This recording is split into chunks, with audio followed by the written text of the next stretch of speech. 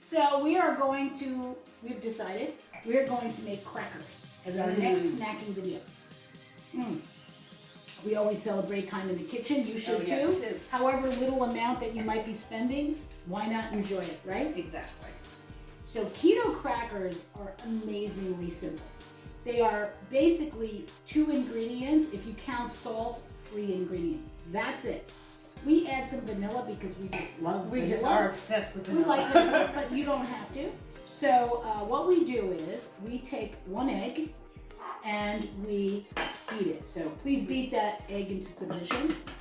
The oven we always set for 350. So let me go do that. And 350. Okay.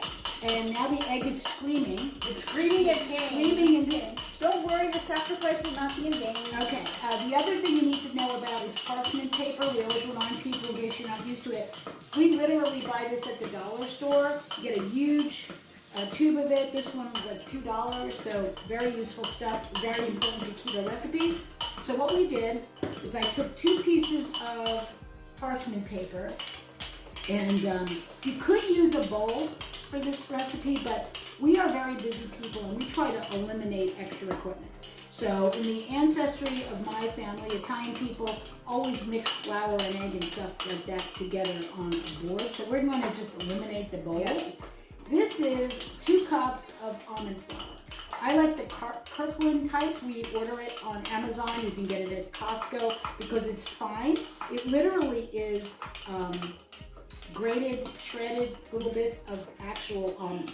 So you're not eating wheat, okay? And since most keto recipes either use almond or coconut flour, you might want to consider buying like a big bag of it. Yeah. You're going to use it for a lot. We also use coconut flour in some recipes, but not this one, okay? So I make this little mountain, which is kind of, if you've ever seen like Italian grandmothers, they do this. So anyway. And then Jessica, stop beating the egg to death. Okay. But it wants it. It's asking for it. Okay, can you put that in there, please?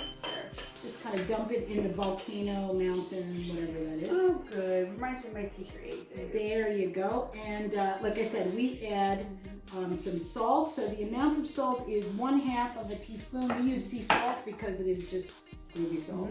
So we put that in. And Jessica, do you want to put a cap full of vanilla just as an extra? You don't have to do that. And as you can see, by using this method, we don't have to use an extra bowl. And everything is going to end up very evenly mixed. Okay, perfect. Okay, so you can, don't let it go off the tip. So if you take a fork and you just keep bringing it to the center, it's really, I got it. Okay. It really is easy to just mix it up. Now, I don't know if you are Play-Doh people, but if you've ever played with Play-Doh when you were a kid and now you think you're too old for that, this is basically a Play-Doh thing to do, okay? So all you're doing is taking the dough and you keep bringing it to the center until it's mixed thoroughly, okay? Because the next thing we're gonna do is, this is a one-woman job here. Yes, just, you know, my natural inclination is just to help. Yeah, so in the meantime, while I'm mixing, Jessica can talk to you about the other flavorings that you might consider adding to the dough. Now, you can make it just like this, you know, the way that we made it, or, you know, you can add, for example, cinnamon. I am obsessed with cinnamon, and it tastes really, really good on crackers. And let's see, or you could put poppy seeds, you know, to give it more of a Ritz cracker kind of feel to it. And Himalayan salt. And Himalayan salt, you know, in case you like them more like saltines, you know. Right, and some people add a 1/4 cup or 1/8 of a cup of shredded cheese in here. You can make them with Parmesan cheese, so you want to make them like Parmesan crisp, which is pretty cool. By the way, they're very expensive in the store, so these are very cheap by comparison.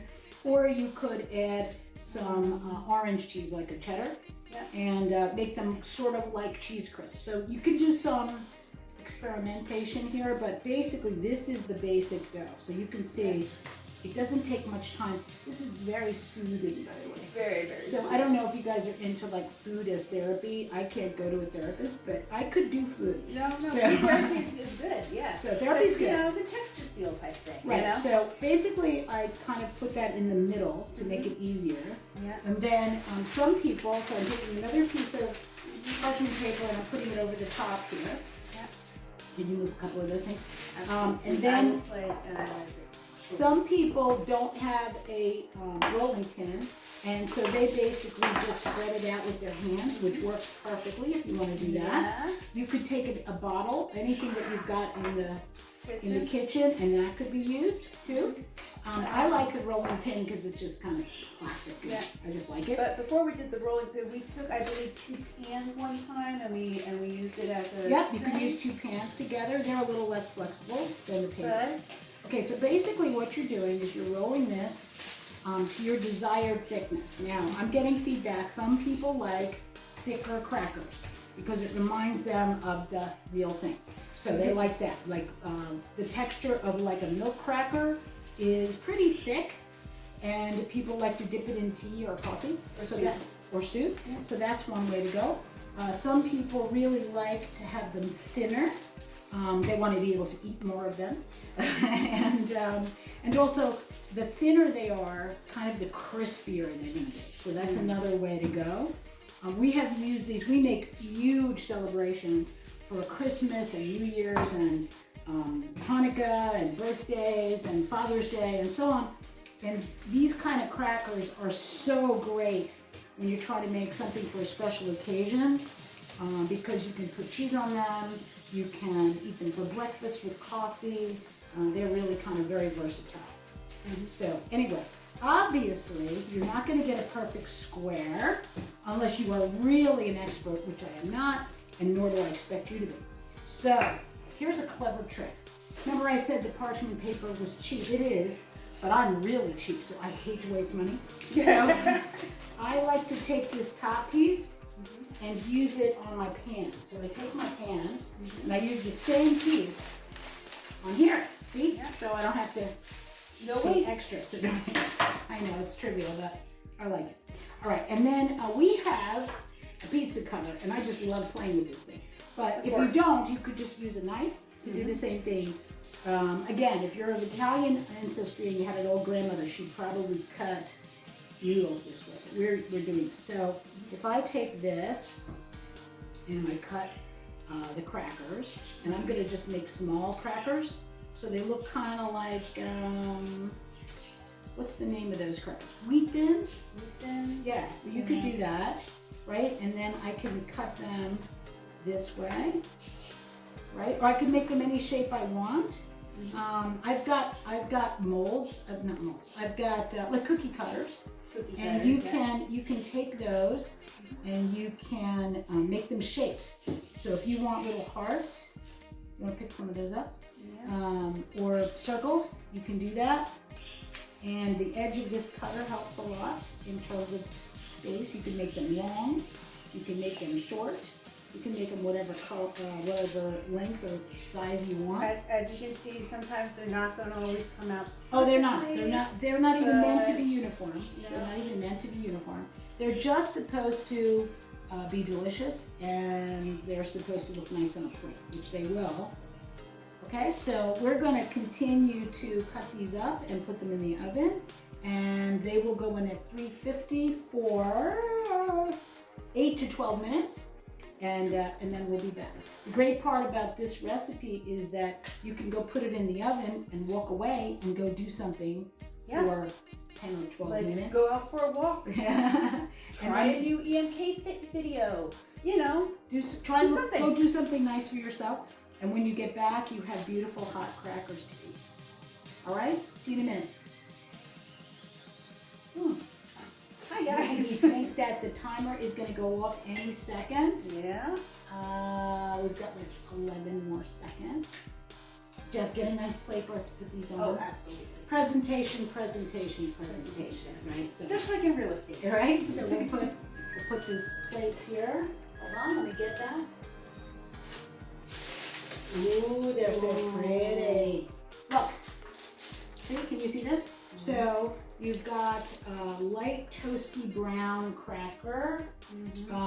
Unfortunately, when we make these things, we have to test them. It's a hardship. But, you know. Just take your pick. Mr. Cameraman, would you like one? There Thank you.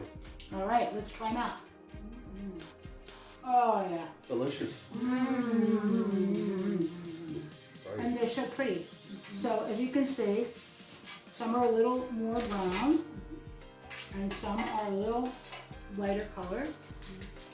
They're all delicious. There's a slight, very slight vanilla flavor, but it could be just salty, depending on how you make them. Yeah, like I said, you can have it with cinnamon. Maybe you're thinking a little more vanilla. That's okay too, but it might make the cracker a little more soggy. Right, and for a lot of the people that we're coaching, having mobile meals, being able to throw something together quickly and take it to work, or to have a snack in the car so that they're not too tempted to eat things that they probably shouldn't. These are perfect because they'll last a long time. They're crunchy, they're delicious and fun. So, and as you can see, you could dress this up with some cheese and some grapes and it's quite beautiful. Anyway, enjoy your keto crackers. Keto crackers. See you again soon. Yep.